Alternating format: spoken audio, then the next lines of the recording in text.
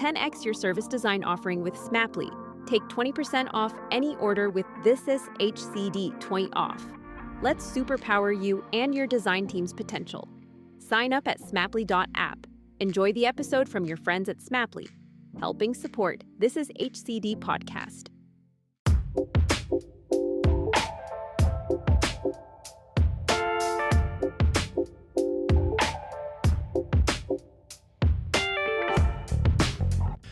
Hey folks, and welcome to another episode of the Human-Centered Design Podcast. This time with someone I hold in the highest regards for their contribution to the world of design. It's Dave Gray, co-author of Gamestorming and author of The Connected Company, and one of my favourite all-time books, not just design books. It's Liminal Thinking. Now, this episode was really open and free-flowing, mainly because I think it was recorded quite late in the night for me. So we discussed lots of different topics, but mainly I'm going to cover off some of the main points here. We talk about the power of drawing and visualization, the influence of belief systems on reality, and the importance of finding common ground with those that we're working with. He shares his insights on facilitating workshops and encouraging active participation, something many of us are really struggling with, as well as nurturing creativity and challenging beliefs. And this conversation really highlights the need for trust and open-mindedness. How do we get that in order to drive the meaningful change? So Dave also discusses his experience and how he got his first break, really creating infographics for newspapers, and then teaching others to draw to create that alignment. Now he shares the story of starting his company, Explain, and the power of information visualization. Dave's incredible. This is a great episode.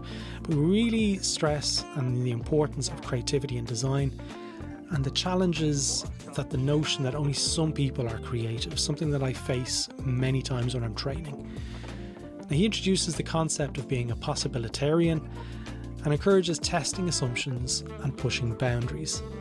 Dave also discusses his new endeavour, the School of the Possible, a community that you might be interested in as it explores creative projects and cultivates positive possibilities. It's an incredible episode. Dave's incredible. How many other words can I say to describe this episode? Go grab a coffee, a slice of your favourite cake, or maybe a few biscuits. Sit back and enjoy. Let's get into the episode. Dave, how would you describe what you do and have done over the last 20 years? 20 years in a sentence? Just give it in 20 words. I like to use my creativity and imagination to find interesting and less traveled pathways. Yeah. I guess that's how I would describe it. Yeah. And I think that's a pretty decent summary, because from the outside in, we've never spoken before, folks. So I've been a fan for quite a while at Gamestorming era, and kind of like there's a bit behind all of this stuff. Like there seems to be a common thread through it, and I have my perception of what the common thread is, and I'd like to understand what your common thread is between, say, gamestorming into liminal thinking, into connected company. What underpins all that for you? Yeah. Excuse me. Yeah, I would say there is a common thread, and it's like it's not evident looking forward. It's more evident looking back, as Steve Jobs famously said. But I think it's like sort of pretty early on I learned that drawing was a really incredible tool for thinking and learning and kind of feeding and fueling your imagination. And I can go all the way back to grade school where, I would try and draw what the teacher was talking about. They weren't drawing for me, but I would try and interpret what they were saying and try and draw a picture of it. And I quickly discovered that my picture was always wrong. And but I also discovered that if I went up to the teacher with a picture, they might not be able to create a drawing, but they could fix a drawing. Yeah. And So I was, in a way, even very early on, was teaching my teachers how to teach me, or something like. Yeah. Yeah, it was like I was forcing them into a visual realm by saying, "Okay, I think this is what you said." No, but and then they would pick up, and that would Yeah. So there's some kind of I don't know, that's this kind of magical discovery that I've been applying my whole life in various ways that so the number one, um, people don't naturally teach in this way or explain their Mm. ideas visually, but I have a very strong visual. Um, I need to make abstract ideas concrete. If you're Yeah, Plato and you're going to talk about um, abstract philosophy, that's not as helpful as being able to describe a cave. People chained inside the cave and looking at the shadow. Now I can sure. see, now I can imagine that it's a way of taking an abstract idea and making it concrete, and drawing is another way to do that. Storytelling, drawing, whatever, but creating the the metaphor or the visual concept that encapsulates the idea.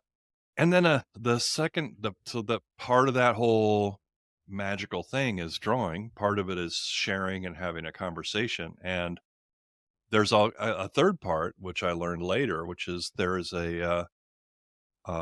an artifact that's created in that process that can be Yeah. useful to other people later. So it's almost like, you when you all the interpretation and the work that I had to go through to figure out how to take this abstract concept I was hearing from a teacher and trying to articulate it into a picture, Mm. um, with a little extra annotation. That's just kind of like inserting the conversation part of it, putting some words into it, Mhm. can become a really powerful learning tool.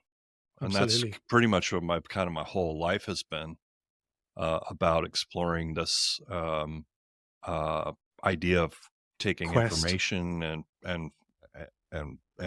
using information and landscape, mashing up information and landscapes into Yeah.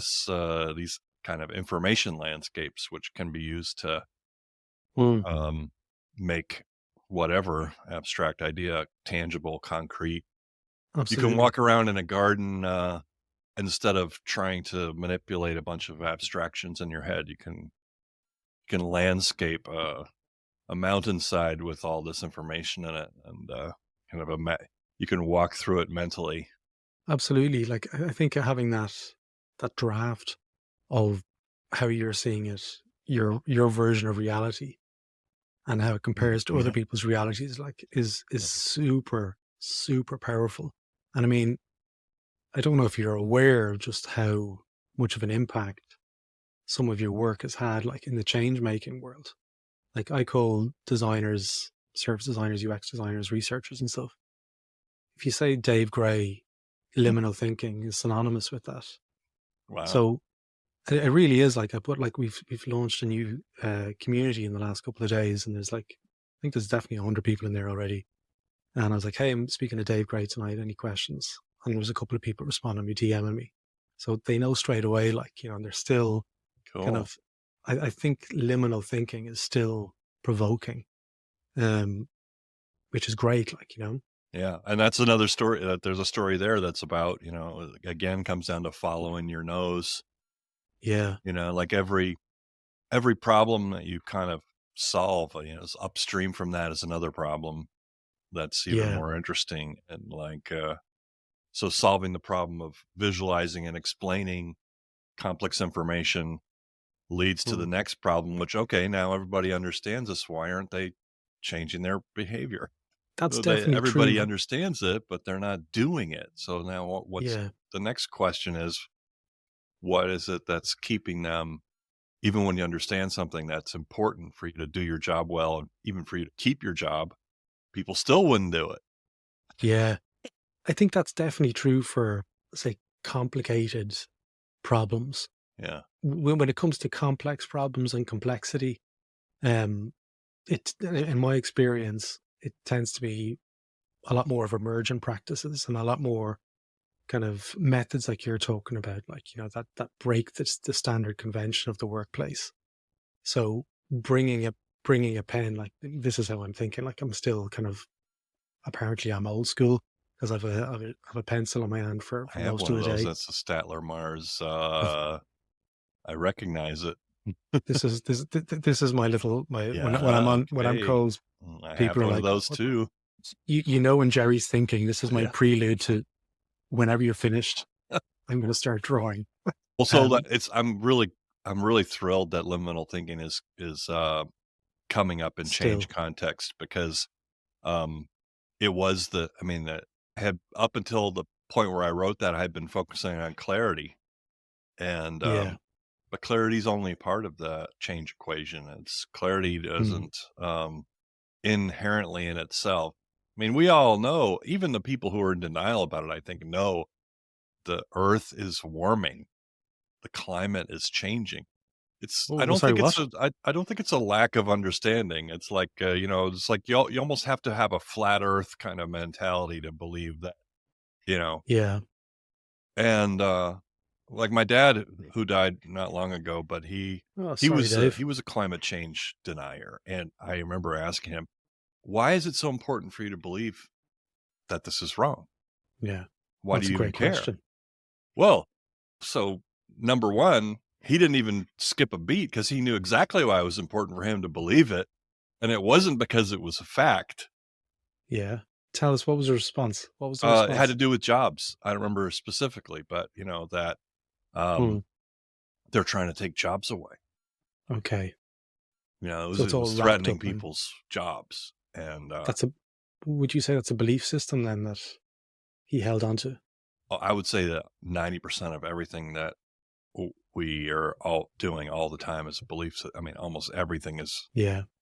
Because It's a you actually, like, I've read many research books and, working as a UX practitioner and a service designer, but your articulation of belief systems and reality, I'd love to talk to you a little bit more around that because oh that yeah, kind of that kind of crystallized a lot of the stuff I for would love me. to And talk it's, about that. I was just yeah, thinking about. like, In fact, I was just in a thing with Mike just before this, and nice.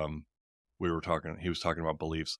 I think there's so 90% of the time, most of the time, I think most of us, we're walking around. We're not actually operating with the world as it is. We're operating with our belief system as kind of an intermediary, which shortcuts a lot of things. We don't have to interpret every single thing we see as something new. Hmm. I don't have to figure out what a lamp is to turn it on. But um, it's important, I think, to recognize in the same way that, like, when you watch a movie, it's not real. When you read a book, it's not real. Most of the time, the way your mind is operating in the universe, you're not actually dealing with reality. You're Yeah. manipulating your belief systems and they Hmm. usually they react the way you expect them to react. Yeah. But there's a difference between believing and being Yeah. in the world. And it's actually not that easy to just be in the world without, A your belief belief system. systems are like a Yeah. filter. It's almost impossible to remove them unless you're, really good at meditating or Hmm. um uh it's like, we both have glasses on. We're not Hmm. seeing the glass. We're not seeing the glasses most of the time. Yeah. It's true. We're not even feeling them on our face most of the time, but They're yet there. they are changing reality to conform better with our brains. And, Yeah. um, you know, So there's kind of a common thread that I can see from the work at Gamestorming into liminal thinking in terms of wanting to provide the stimulus and the kind of the environment and the contextuality to get a better outcome.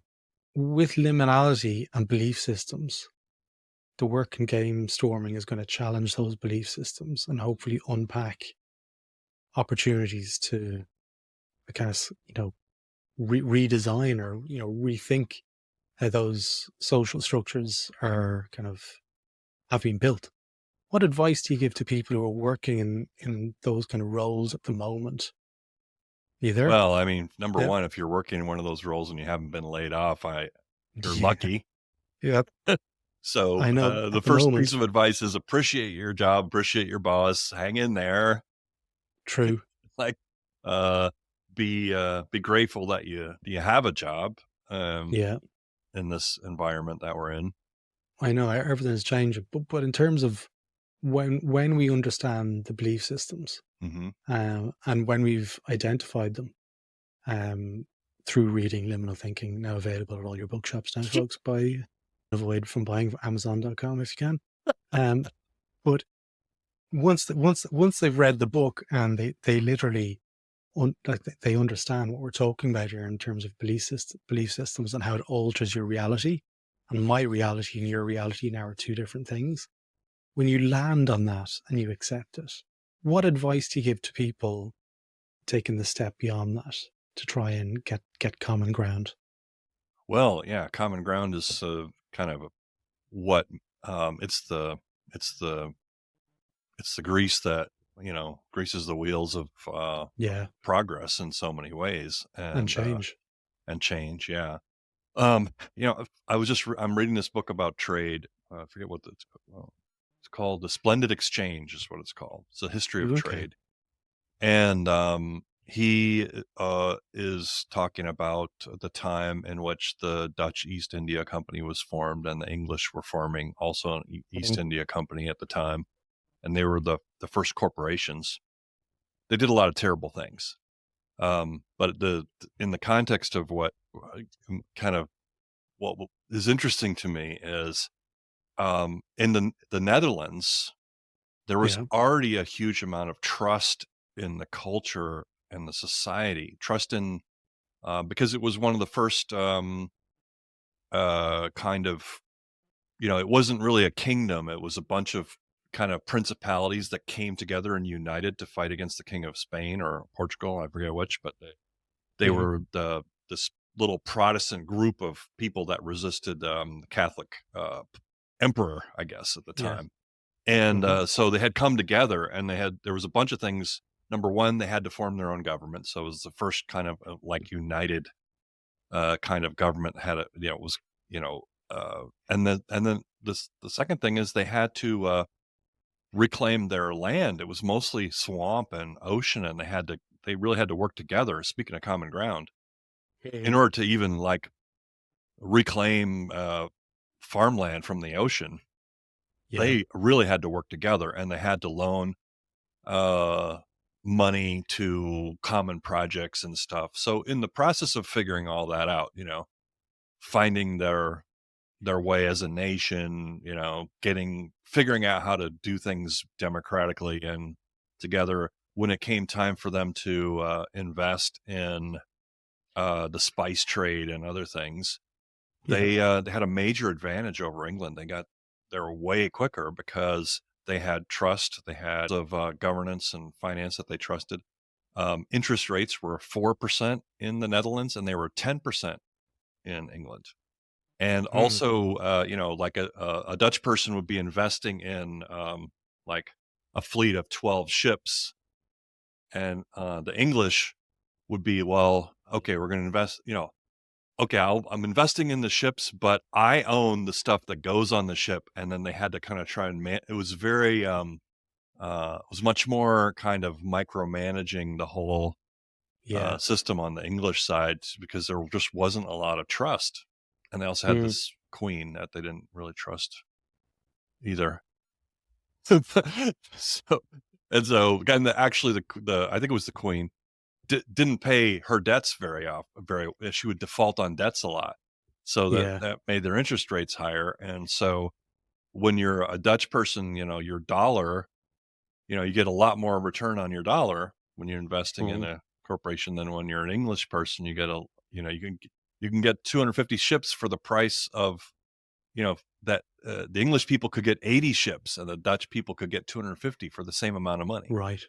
So like you're asking about common ground. What do you do with that? Well, I think Yeah. the number one thing to think about is, sorry for the digression, the No, history no, no. lesson, I love the digressions. This is where the meat and the bone is. but so trust is a huge part of it, and the way that people Hmm. build trust is by doing things together, by being in the same boat, by recognizing that they have shared a threat or a problem that they can only resolve together. Yeah. And so, yeah, I mean, I think if you're able to recognize um, your beliefs for what they are and other people's beliefs for what they are, then there's nothing stopping you from suspending your disbelief, just like in a movie, adopting even a strange, weird, or Yeah, absurd belief for a period of time in order to, you know, try and see the world the way this other person sees the world. Their yeah. experiences are different than yours. You don't necessarily have to agree with someone to try and see their point of view and see their perspective on it and try to understand it. Mm. Um, there was a really great kind of experiment that happened in St. Louis, actually. I think it was in the 60s or the 70s, Great or it city. It's a great was city. around. Dave, hold it together, man. We've It was listeners in around. It St. was. Louis. This is not a light topic. It was around abortion, and Okay. there were somebody reached out to somebody across the political aisle and said, "Hey, we're obviously we disagree about this issue, and but can we try and figure out what we can do as far as common ground?" And they got together, and one of the rules of they had a little bit of rule binding, which was okay. One side listens to the other point of view, and then they have to re-articulate it back, say what you heard, Uh-huh. and then the person who you're reflecting back to has to agree that, yeah, that's you understood my point of view. So Oh, okay. Very you're in a powerful. position now of like, okay, you're in a conflict situation. You're trying to work through it. People are there, hopefully because they want to. But before you can be heard, you have to show that you have not only heard but understood from that person's point of view that they feel heard. That's a Um, strong one. it's a This is really good stuff. Keep powerful one. going. It's a really Keep powerful going. one. Yeah, Well, yeah. so what happened? What happened? Um, Hmm. they didn't come to, nobody really changed their mind on the abortion issue. People who, Okay. but they did find that they had common ground in this area of child welfare. They wanted to, both sides found that they had agreed, they had a A shared bridge. interest and Yeah. passion and emotional connection to for kids who were born into difficult situations to try and make sure that they were given the best chance they could have. And Yeah. so that was something that they found they could work, that not only could they agree about, but they could work together on. And the the outcome of that story was that it wasn't that I don't know that there was a political outcome so much as the people Hmm. had something that they could build common ground on, they could work together on, and got to know and like each other. I think that's kind of one of the problems that we're having. I think social media has created a lot of divisions um, Yeah. because it's easier to be in rooms where everybody kind of agrees with you. Yeah. Um, It's an echo chamber. yeah, it's easier to find echo chambers. I think so. That's part of like the power of if you can get people in the same room together and they do have, kind of rifts or divisions. Well, the one thing you can do is start just getting them to hear each other. Yeah. It's really, really powerful. Can I just go right back to a little bit Yeah. when you enter the room and say you're facilitating a workshop or something? Hmm. One of the challenges that I see when I'm training is people kind of go, here's the creative person. They're going to start doing the, the, the creative lifting and we're going to feed into that process. And it's the reframing of that scenario to say, well, look, I'm the facilitator here. I'm just the grease. How do you handle that in your experience in your career? You know, because, a lot of the Yeah. thread here is creativity. What advice do you give to people who are in that scenario? Well, I don't have. I mean, I'll tell you. I'll tell you. I had that experience. I was working in Spain. Yeah, There was a Spanish consulting firm. My job was to get in and help them, and I started to facilitate in the way that I'm totally. accustomed to. And one of the guys just literally said to me, "Whoa, whoa, wait a second! You want me to do the work? You're the consultant. You're supposed to do the work." What Uh, did you say to that? I don't remember. I think I just said, "Okay, well, I guess you're not the right customer." I guess, we don't, Right. you know, This is um, not how it's going to work. if that's, if you want to hire someone to do the work, then that's not the kind of consulting that Yeah. it also, I 100%. would say, if you're not willing to do the work, then you're going to get You're what you doomed. deserve. Yeah. You're doomed. You are quite possibly about to fail. So, I think um, it sounds a little flip. Obviously, you can't always choose the customer, but yeah. if you're in that situation and they want you to do the work, then I suggest you do the work, or But it's more, tell them to fuck off. yeah, pretty much.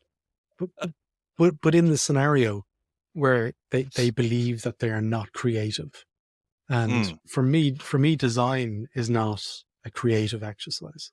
It's not a Oh, not a well, okay. if people don't believe they're creative, there's lots of ways to get them over that if they want to get over it. Yeah. So most of the time, people I'm training, they're there for a reason. Yeah, They're interested. They have that seedling of curiosity. And I guess reframing that initial question, like, how do you provide the nourishment for yeah. that seed to blossom? I so this is also going to be a little bit of a digression into a Let's story. let's do it, Dave. I'm ready. I'm going to take a drink. we so My background, I told you what I did when I was a kid. I would draw pictures to try and understand things, and I learned that the pictures then became these useful kind of information learning artifacts. Yeah. I've My first kind of office job was in a newspaper. I was doing exactly that. I was making infographics for the newspaper. Ah, You know, anything from there's going to be a parade this weekend. Let's show people what streets it's going to go down to mhm. you know, explaining how the fishing boats work, or how, whatever, Yeah. just about anything. Um, but my job was to make that stuff visual, how to cook, how to make a stew, whatever. It didn't matter. How to spot skin cancer. I remember that one very specifically. The ABCDs. If you have a mole that's asymmetric, has border irregularity, color variation, and strange Very diameter, nice. see your doctor. But Very cool. I'm also kind of become this repository of all these strange, trivial pieces of information like that, because once you draw You them, you found your never new forget. home, Dave. This is your home on this podcast because that's all I do. Anyway, once you draw something, you're not going to forget it. Yeah. And so I had built this whole company around newspapers. I had left the newspaper business, but I believed in information visualization, information landscapes. Yeah. I started a company called Explain. Yeah. Um, we developed a whole methodology, for lack of a better word, a whole system approach for discovering problems, visualizing them, getting information, and the process was such that um, there was a facilitator who was asking questions. There were experts in the room providing answers, and there was an artist in the room drawing the pictures and synthesizing them into a picture. This is how the system worked. Well, one day the system broke because the artist was sick, and my job was to be the facilitator, and I didn't. I was trying to figure out. Okay, I can draw, but I didn't want to. I wanted to focus on the facilitation role. Yeah. So I decided to teach the customer how to draw their own pictures. Hmm. And this is the Very answer to your powerful. question, is like, and I've actually do have a link I can share with you where I put all this stuff Yeah. online. But within a pretty short period of time, I was able to get them over the hump of, oh wow, oh my god, I can draw. I know how to draw. Hmm. And not necessarily so they could like put their stuff on a museum wall, but enough to be able to think. And so within I spent about 15 or 20 minutes to give them the drawing lesson, and then I said, now draw the problem. And lo and behold, their pictures were about 100 times more creative than I or the artist that would have been there that day would have come up with. What? They were 1,000 times better because um, you can draw a landscape of something better than I can, even if I'm a really good police sketch artist, you know, Yeah. I'm good at asking Yeah. questions and kind of trying to would like this, like this, like this. But if I can teach you how to draw that, you can draw the guy. Oh yeah, it's the guy who mugged me. What are your thoughts, Dave, on the word creativity and how it relates to Oh, design? Do you think it's a positive or a negative, or how do you see it? I mean, so to me, creativity is it's a very clear characteristic of being a human being. You know, we don't really Absolutely. have a lot of we don't have a lot of we don't have claws, big teeth. We don't have a lot of tools for we're a very generalist kind of species. You know, we're not, our main tool is our brain and our creativity and our ability to, you put a person in a room, or you put them in the woods, and they'll figure out what to eat, probably, and they'll figure out what, And build shelter. you could, Build shelter. It, yeah. I mean, too often it gets wrapped up in the whole kind of sense of like, oh, you're so creative. You made your own, card for a birthday, and like, oh, you must be very creative. Or, you know, you've got big funny glasses and you've got no hair. You must be a creative.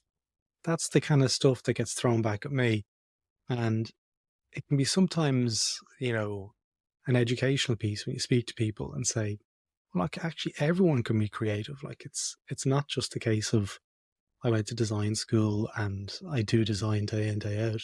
A lot of people seem to fall into the buckets of I'm just not creative. I'm not a creative person, a label they give themselves. So I think the work, especially liminal thinking, I keep coming back to that, and the game storming and a lot of the visualization stuff that you've done over the last decade, that kind of work looks to kind of challenge that kind of convention an awful lot. Like, really open up the minds to become, more creative, trying to get those people who challenge their belief systems, who I'm not creative, to becoming creative. Would that be a fair assessment? I'm just making is there a chat in here that I can, yeah, okay. Yeah, there's a chat here. You can throw Yeah. it in here. I'll put I'm it going to into the show share notes, this link folks. with you because Um, I have made a little free visual thinking school that anybody can take. And the first exercise, which I got from a friend of mine named Chris Glynn, is called Squiggle Birds. Oh, I've seen And this. it's the first This is thing that I do when I'm trying to show people how creative they can be, is just have them make squiggle and turn them into birds. And Dave. I've stolen this. I've hey, stolen there this, you go. and I've actually used it. I used it. This There you is how go. many. I'd say it was Well, so 2015, then 2016. why don't you use that with people who say they're not creative? Because that's the tool that I That is a use for really, that. that is true. That is true, actually. This is the duck one. You do a squiggly shape and then you put a little Whatever. beak on Yeah. it. Could be anything. Yeah. Could be birds. Birds are fun, but it could be Yeah. anything, you know. It's like looking at, It's if you're creative enough to look at a cloud and see Mickey Mouse or a crocodile or whatever, then you're a human That's being, good enough. you know. Have you seen That's what I call you know, creative is simply the act of bringing something new into the world that wasn't there before. If you have a baby, you're Yeah. creative. Yeah. If you Technically, you make are dinner, creative, yeah. you're creative. You're creating something that is more than the sum of its parts. A creator is kind of probably a better You're way of yeah, describing it. creator. We are all creators, aren't we? Yeah. As opposed to the creative. You create your So, living room. I'm sure that people mean it as a compliment when they say that to you. do you Maybe you don't think, take it that way, but I yeah, think they mean it as a compliment, and I, they're self-deprecating for whatever reason. mm, But if you feel like at some level they're shirking, what advice do you give to me, Dave? Beat them up? Is this, then I would say, you can like simply just look around at their life and point to all the things that they've created. yeah, Yeah. that's true. I thought you were going to say something different there. Look at all their life and point at how crap it is. No, no, just But point out all the things that they have created, absolutely. and say, you know what, if I put you in a if I put you in a In the woods. if I put you in if I lit a fire under you, you'd find a way to put it out or get away from it, I bet. Liminal thinking was 10 years old Is it 10 years? No, it's 8 or 9 years Yeah, old. just about. Yeah, it is about. It was published in 2016, so it's. Yeah. I was probably I was writing it about Writing 10 it. years ago, just about. Yeah. So over the last 10 years, there's been Explainer, and now you're looking at the school of the possible. Am I saying that Yeah, right? yeah, So tell us all about this, because I'm on the newsletter as well, mm, and I'm following kind of the kind of the journey that you've been going on. Tell us. He takes a drink of his tea. He's like, here I go. About to, I'm about to do the pitch. Tell us, I'm waiting for t- the tell it, question. tell us, tell us all about the School of Possible, Dave. Well, it's just the same as the first, when you first asked the question, what if I look back over the last, 20, 30 years, what have I been doing? Um, It's I've this. been, the name for it that I have now for it is I've been practicing the art of the possible, the art of Mm, okay, what is the most out of all the possibilities that are in front of me right now, can I see ones that other people might not see? Can I see possibilities that will get me yeah, closer to the ideal vision of the life that I want to live than what everyone else is pointing to? yeah, And like some of it is simply just like um, this may sa- this may this may sound like common sense, but when I articulate it, it's going to sound like common sense, but it's not common. I had a I was working at the newspaper. I wanted to get a teaching job. I thought, oh, I went to see some guy give a lecture and I was like, "Oh, wow, this guy gets paid." It's his mm, hobby. It's a very obscure thing about Roman friezes, like, bas relief on the side yeah, of Roman, and I thought it would be interesting, but it was boring as hell, but I realized the guy is getting paid. This is his hobby. He's kinda really interested in this thing. yeah, No one else is interesting, but they have to go to his class to graduate, whatever. My infantile mind was like, "I could do that," you know? He gets paid to do yeah, his hobby. yeah, And so I went they were having an art educators convention in Seattle that year, whereas all the art teachers and the art schools were coming in or they were gonna be hiring. And I remember I said to one of my a couple of my art friends, "I think I'm gonna try and I wanna see if I can get a teaching job." And, like, one guy who was a teacher, and these are all men, unfortunately. One guy was like, "Well, Dave, we get 300 applications for every position."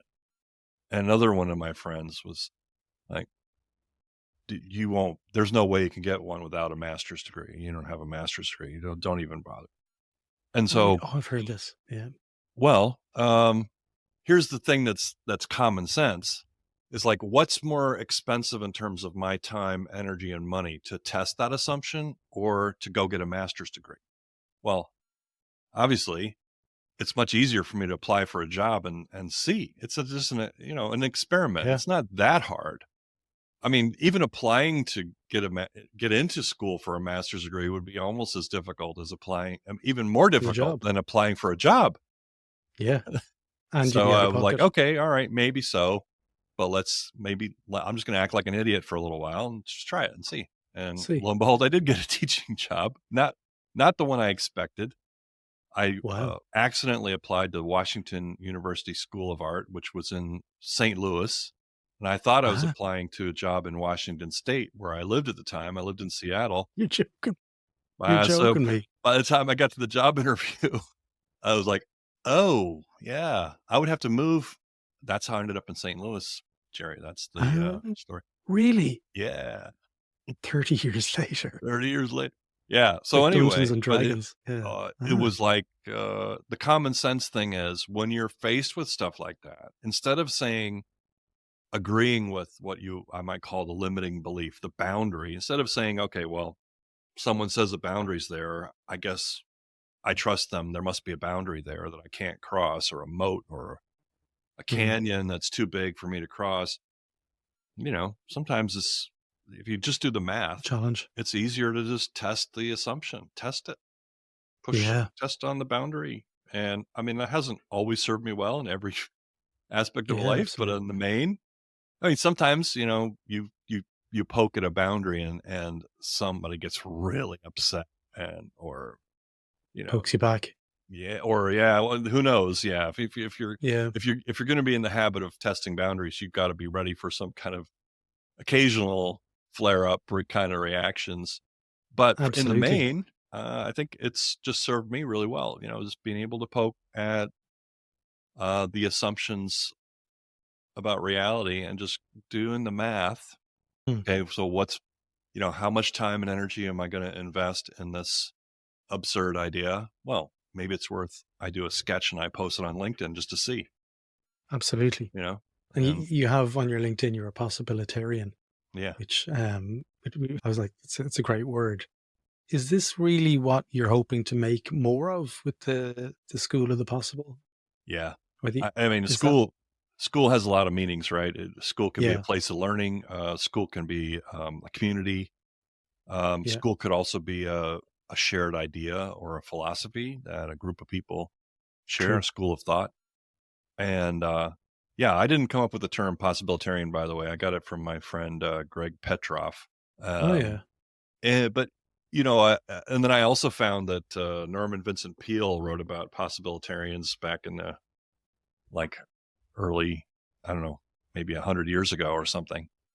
yeah, Um, but I do love it, and I do encourage anyone to adopt it. I don't, once someone asked me not long ago, "Hey, how would you feel if I changed my LinkedIn to say possibilitarian? Would you feel like I was?"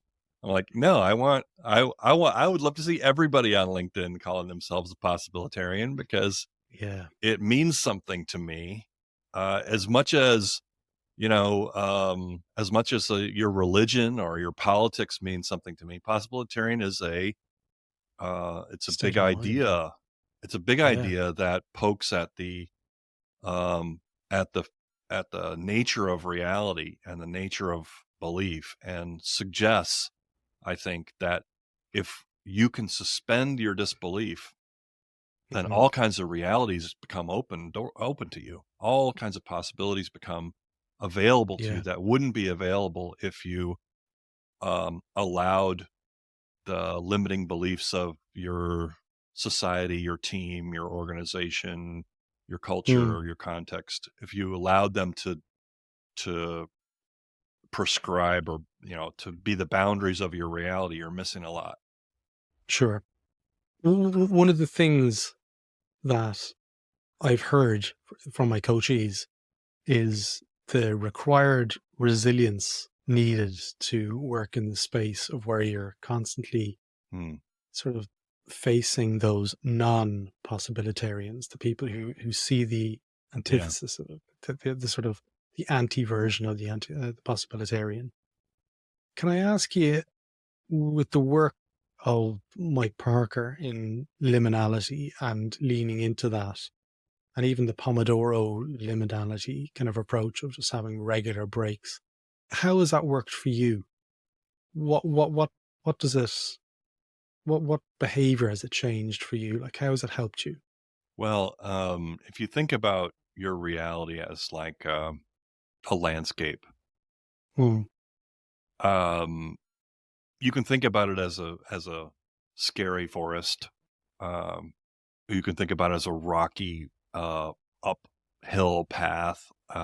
yeah, I think it's helpful to think about it as a garden. I think about your reality as going like and your friends, your acquaintances. Some of them might be like weeds. You need to prune. yeah, You need to like do some weeding in your social circles, maybe a little bit, or find and some weeds might be so pervasive that you can't quite eliminate them, but maybe you can find ways to make them less pervasive in your life. I do think that the company you keep is important. Like you will everyone has friends, and their friends will lie to you in lots of different ways. Friends will lie to you and say that they like stuff that you did when they don't, because they want to spare your feelings. yeah, Oh, what a nice jacket you chose today, or whatever. You know, yeah, friends will also lie to you because they're jealous. They don't want you to be successful. Friends will lie to you because, well, if you quit smoking, then I'll have to quit. So you only have, yeah, or if you quit drinking, then what am I going to do? Who am I going to go drinking with Yeah. or whatever? Yeah, pretty much. So friends will lie to you for all kinds of reasons. Okay. Now, this is where I think, when you think about cultivating your garden of your reality, one of the most powerful, uh, let's say, beliefs that I have ever discovered is the belief that you can create customers and not Mm. necessarily be looking for a job, but even if it's a job, be thinking about people as customers because um, customers don't lie to you. Yeah, If a that's customer's true. frustrated, if a customer's not if you're a cook and they don't like the meal, your friend might pretend to like it. Your customer is not going to pretend anything. They're going to be telling. So, Yeah. I'm um, not paying for this. yeah. So let's say you want to be a possibilitarian and you have a lot of negativity around you, right? Um, Mm. Start spending time with people who are willing to pay you to be around them. You're going to find that you're going to learn a lot. You're Yeah. going to learn a lot about what things you're doing that people like and don't like Yeah. that you wouldn't learn from your friends. You're going to learn a lot about what's possible that you wouldn't learn from your friends. Mm. Like go to those places where people have no particular reason to like you. They're not related to you. They didn't grow up with you. They have no reason to like you, and figure out what you have that can make them happy Mm. are going to be the key. And so over time, if you practice that, you practice really not just being selfish about like, I want to do this because I want to do it and it makes me happy, but I want to do this because I enjoy it, but I also because other people get value out of it. If you start to Yeah. approach your life this way, now you're planting seeds in your garden, not just weeding away negative things. Now you've got like actual fruits and strawberries and Absolutely. peaches and beautiful things growing in your garden that taste good. Now, it's easier to weed out the weeds because you have something that is positive. So, Yeah. I think you can spend a lot of energy, waste a lot of energy just trying to remove the negativity. If you have something Without positive placing. that you can cultivate and grow, then you're just going to naturally fill that space. And 100%. eventually, you're the people who are like, you're going to figure out when your friends, what the real motivations are between your friends saying they like something or they don't think it's possible for you or whatever. You can take those things with a grain of salt. And I think it's very easy to let your social environment define the parameters and the beliefs and the boundaries of your existence. And Yeah. that's, I mean, I don't want to be, over dramatic, but I think that can lead to depression and even death. Yeah. Death of the No, spirit, definitely. Like anyway. we had Hector Garcia, who wrote The Journey to Ikigai. He Mm, was based in Tokyo, on the podcast a couple of months ago. And aligning to your purpose is something that I truly believe is really, really important. But he had a really interesting statistic that people who retire without any purpose are, I think it's 65% more likely to suffer heart disease mm, and serious health implications yeah. a number of years later. So, what you're talking about there resonates very much with me. I know the listeners as well, because Hector's episode was one of the most listened to episodes last year. Mm. Um, but like Dave, we're actually coming towards the end of the episode. No, We could speak for another two. I'm easily. gonna have to get you. I'm gonna have to get you back on this podcast, Dave. See, this is what I said to you earlier, and you've found your new tribe. This is the kind of shit we love in this podcast. Mm, These these digressions, as you call it. mhm. When is the School of Possible? I know you're doing stuff with Mike at the moment. What's the next couple of months looking like for the School of Possible, and how can the listeners at This Is HCD find out more and get more involved with what you're doing? There's a super easy way, and it's free, and it doesn't cost anything, and except time. And that is every Friday. I host a Zoom call. Anyone who Nice. anyone who considers themselves a possibilitarian or potential possibilitarian is welcome to join. It's every Friday. It's from 9 to 10:30 Pacific time, which in GMT is 5 to 6:30 p.m. on Friday. So it's like happy hour, kind of. Okay, yeah. So right after work, if you feel like it, In the pub. um, it's kind of like if there was a church of Possibilitarian. We basically we get on the call, we spend 90 minutes. There's no agenda other than what's inspiring you right now, what's fueling your creative energy, what are you working on that's really fun and interesting, and it could be a personal project, could be professional. Yeah. But yeah, we kind of hang out and get to learn about each other's creative projects, and I always Nice. leave energized and inspired, and like, wow, lots of people doing really cool stuff, and I think there's this goes to your point of, you know, a big part of what you believe is possible comes down to who you're surrounding yourself with, Yeah. who you're spending time with, and possibilitarians tend to create possibilities, and Yeah. also, as they're exploring possibilities build into more. It's like a tree that just branches into more and more possibilities, and Like an people organism. connect on projects. They meet each other there, and then they go off and then they create something together, or like, oh wow, you're doing that and I'm doing this, and wow, what happens if we put those together, and lots of that kind of stuff. That's uh, brilliant. It's brilliant. Can they find information on the website about I'll that? give you the link. I'll give you the link. Yeah. I'll put that into the show notes. Dave, I wrap up every episode by thanking the guests for their time and their energy and their vulnerability of coming on and having a free-flowing conversation, because not everyone enjoys being put on the spot and being recorded and have a camera shoved in their face for whatever, like 50, 60, 70 minutes. But we'll definitely have to have you back on in the next couple of months, Dave, because we can talk for a long time about a lot of this stuff. Yeah. But best of luck with the School of the Possible, Thank School you. of the Possible. And yeah, absolutely fantastic speaking with you. Thanks so much. Likewise. Thank you.